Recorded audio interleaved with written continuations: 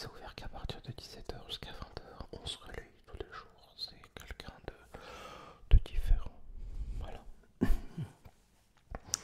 puis ce soir, c'est moi. Ok.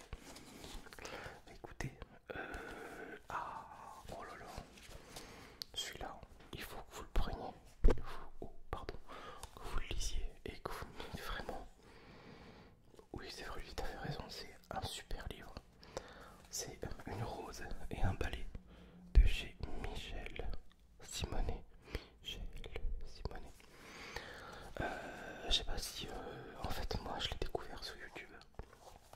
Non, c'est pas YouTubeur. C'est une chaîne. Pardon. C'est Passe-moi les jumelles. Pas ju. Ouais, ah, ça vous dit quelque chose. Et ils font souvent des petits reportages sur des artisans, des petites personnalités locales, vraiment, avec des personnalités un petit peu atypiques. Et là, c'est avec un cantonnier. Voilà, puisque moi, c'est dans la vie, je suis cantonnier, donc forcément, par solidarité, bah, je l'ai pris. Et franchement, c'est super chouette. Ça explique un petit peu. Attends, écoute, hein. Écoute bien le résumé. Il suffit parfois d'une rose et d'un balai. Une rose au coin du chariot pour embaumer l'air du temps. Un balai pour faire place nette. Pensez juste, devenir sage. Les graffitis, les gens, les mauvaises herbes, les crottes de chiens. Rien n'échappe au cantonnier qui sait voir. Dans le matin frais de Fribourg, au buffet de la gare à l'heure de la pause, gilet orange sur le dos, le balayeur passe derrière vous. Lisez-le, écoutez-le, il est devant. Ah, on est d'accord. Ah, c'est super, vous le prenez. Ah, allez, vous me faites plaisir. Voilà, je vous le mets là. C'est vrai, vous rendez un bouquin. C'est lequel exactement? Ok, celui-là. Ah, Christian Signol. Oh, c'est pas mal là. C'est pas. Mais je peux. Ok, ok. Bah écoutez, je le rangerai tout à l'heure. Dans la pile. Hop, à ranger. Ici, oh là.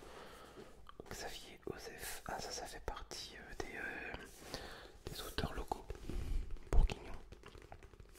Voilà, c'est très compliqué. Franchement, à lire, c'est quelqu'un qui sait faire une phrase avec deux mots. Moi, j'ai eu énormément de mal. D'ailleurs, je l'ai payé assez cher, 19 €, mais très très dur à lire. Ouais, très dur à rentrer dedans. Et il y a même plein de mots que j'ai même moi-même pas compris en fait.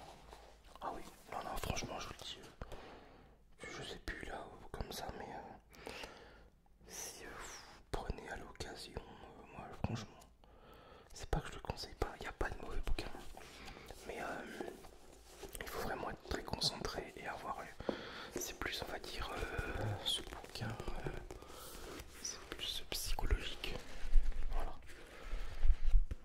tout simplement, c'est, bon, bref, j'y arrive pas, après peut-être que ça vous dira, mais moi je rentre pas dedans. Après, il y a encore des autres bouquins. Là aussi, c'est en Louisiane. Franck Bouys. Franck Bouys. Un auteur à succès aussi en ce moment.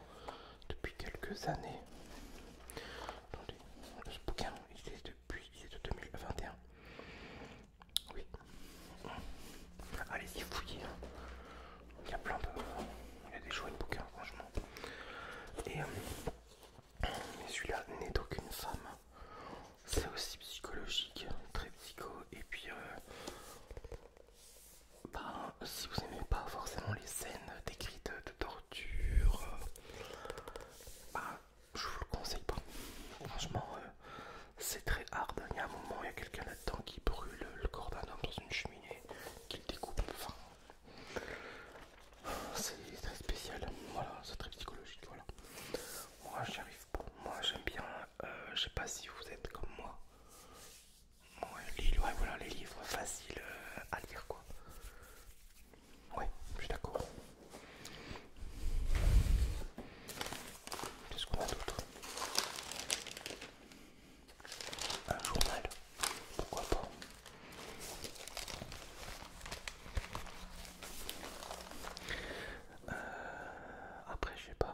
j'aime beaucoup aussi, c'est les autobiographies. Et je rentre vite dedans. Oh oui, Mélissa d'Acosta encore. On en avait parlé tout à l'heure, je crois. Non, c'était Valérie Perrin. Tout le bleu du ciel. Un énorme livre. Et franchement, j'ai adoré. Ah, t'as le voisin qui fait du bruit. Et celui-là, j'ai adoré. C'est petitesannonces.fr. Jeune homme de 26 ans condamné par un Alzheimer précoce souhaite prendre le large pour un ultime voyage. Recherche compagnonne d'aventure pour partager avec moi ce dernier périple. Et franchement, c'est émouvant. Ce bouquin, il est émouvant mais de fou. Je sais pas. Vous allez des fois sur Amazon. Ouais, vous faites comment? Vous achetez tout bouquin dessus. Bah ouais, bah c'est numéro 1. Voilà. C'est numéro 1. Y a pas à dire. Mais j'ai beaucoup aimé. Là par contre on est sur un gros livre, hein, 833 pages. Ouais voilà, comme pour ceux qui débutent. Ouais. Afin de pouvoir vous concentrer, tout ça. D'accord, pour vous c'est plus de... Voilà, vous avez arrêté. D'accord. Vous avez arrêté de lire pendant un temps. Et vous reprenez. Ok. Bah, y a pas un... Je juge pas ici. Hein. Faites comme vous voulez. Y a pas de soucis. Voilà, comme je disais, pour ceux qui s'y remettent, rentrer dans une concentration, viser les 130, 150 pages. Après, vous pouvez taper dans les gros bouquins comme ça, pas de soucis. Mais celui-là, c'est pareil, très facile à lire, hein, comme une nouvelle en fait.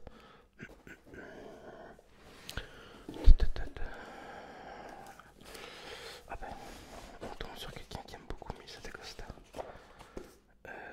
Les lendemains aussi, je l'ai lu. Je le connais bien. Ah ouais, tout le bleu du ciel. Ah d'accord, donc celui-ci est sorti avant. Dans une maison en Auvergne, réfugié. Ah ouais. Bah celui-là, oui. Celui-là. Bon, on va le ranger après si vous voulez. Si vous avez le temps, vous pouvez me donner un coup de main, pas de problème. Bah décidément, on tombe sur quelqu'un qui a beaucoup de Mélissa d'Acosta. Là ici, je revenais des autres. Je revenais des autres. Hop. Et vous aussi, vous trouvez que une bibliothèque, c'est un endroit relaxant. Ouais, pareil. Les gens, ils sont pas pareils en fait. Voilà, ils vont prendre délicatement les bouquins, ils vont pas les arracher. C'est ouais. Je suis d'accord avec vous. Là aussi, c'est pareil. Hein. Philippe a 40 ans et directeur commercial. L'histoire, elle est super bien construite. C'est toujours des histoires simples à comprendre. C'est bien, franchement. J'aime beaucoup, moi, cet auteur, Mélissa d'Acosta.